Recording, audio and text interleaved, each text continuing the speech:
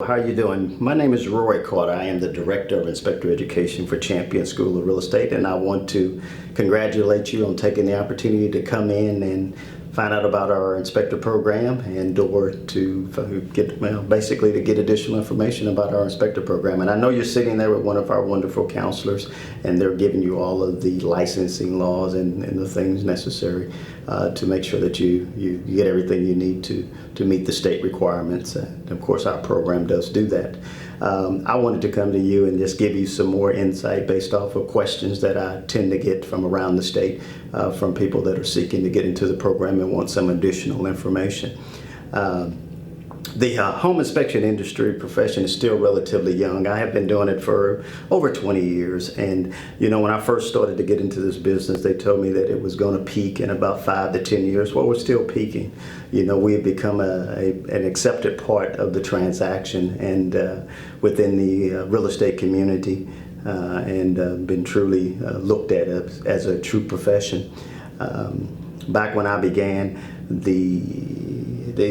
typically you're looking at about maybe 20-25%, 30% maybe were getting an inspection, and all of this was based off a survey that NAR had done in relationship to asking their agents how many of them highly recommended inspection. In today's environment, it's more like 79 or 90% because they went back and did another survey of their agents to find out how many of them highly recommend that an inspection be done. And the NAR being the National Association of Realtors.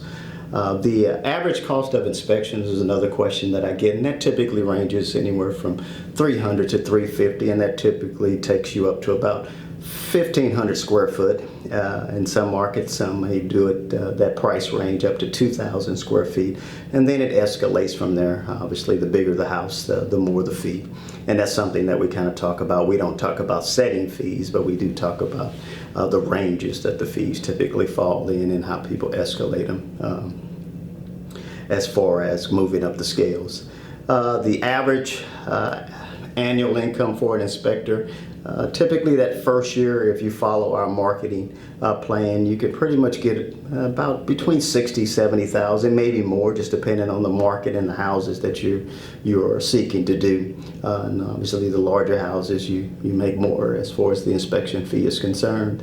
But if you follow that plan, we always say if you do what we highly recommend in the first 30 days, then you'll begin to start seeing fruits of your labor in the next 30 days, and that means getting inspections and stuff. So the number of licensed inspectors that are in Texas, because I always get that question as to how many actively licensed inspectors are there in Texas, and currently there's about 2,570, probably 75, somewhere in that range. And interestingly enough, that in that out of that number, 1,265 of them are champions, meaning that those are people that came through Champions and chose to go through our program and are actively out there doing this as a day in and day out profession. So we're pretty proud of that fact.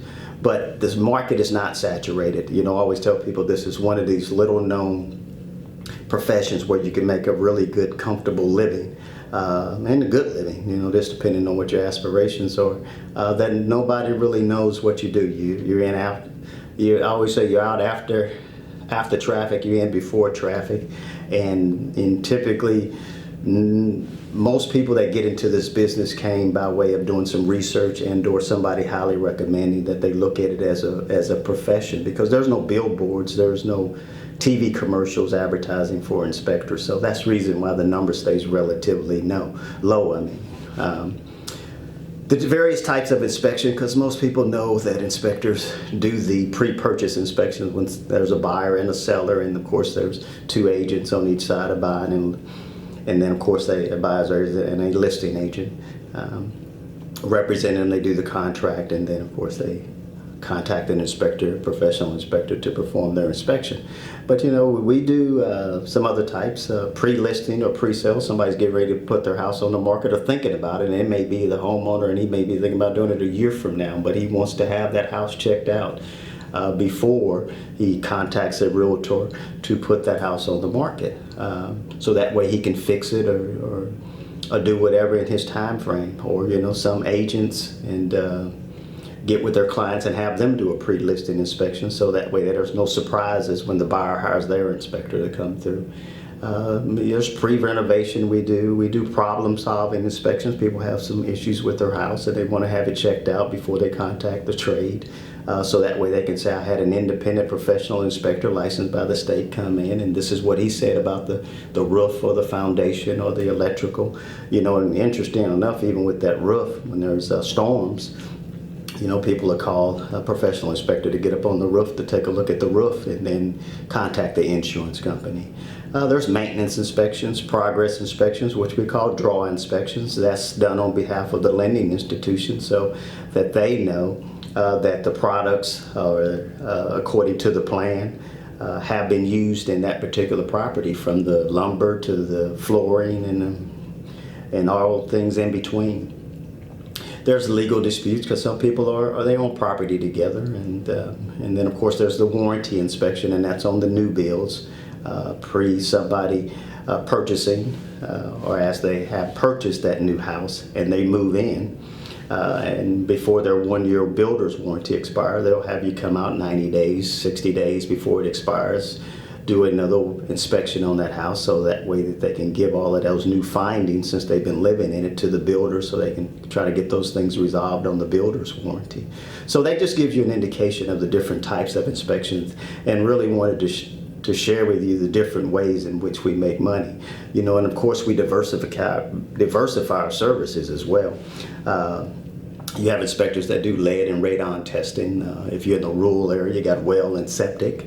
Your pool and spa, obviously, and we have a really good pool and spa certification program that we have for your CEs. Environmental audits, of course, energy inspections and energy audits. That's a pretty good ancillary service to have from a diversification standpoint. Appliance recall checks, that's doing a recall check on the major appliances in the house, so that people can get those things taken care of by the major manufacturers. And a lot of people have that as their unique selling proposition, as well as a line item for an additional service that they offer.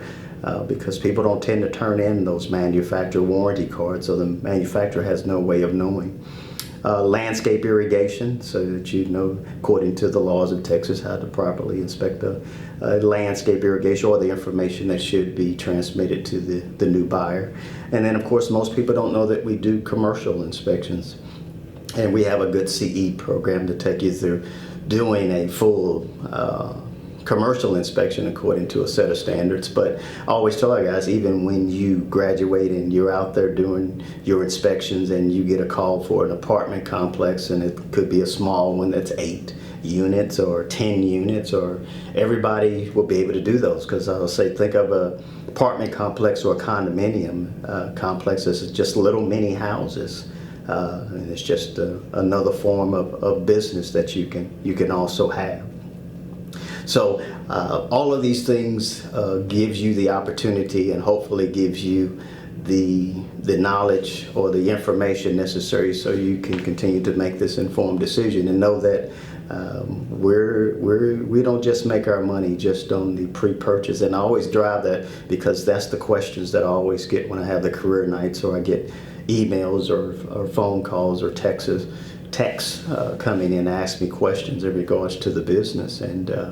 And we always tell our guys, when you even begin, you break up your full inspection and also offer independent inspection based off of the different components of the house. You have a fee for doing just a roof inspection, or a electrical panel, or a plumbing or foundation inspection, because that way you open yourself up to anybody that has a house.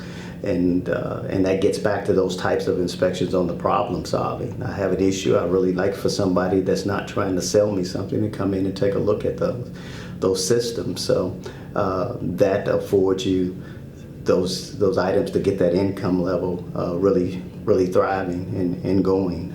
So it obviously, I'm a little biased, and I think that this business is an excellent one, and one that has served my family well. So I look forward to you be joining us and becoming a part of the family. And should you have any additional questions, I'm sure one of the counselors will give you my card, and feel free to contact me. And I also want to thank you for looking at and/or choosing to be a champion. Thank you very much. Y'all have a great day.